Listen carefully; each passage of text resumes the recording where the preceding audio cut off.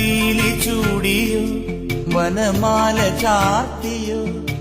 ഗോപനന്ദനൻ മായ കാട്ടി നിന്നുവോ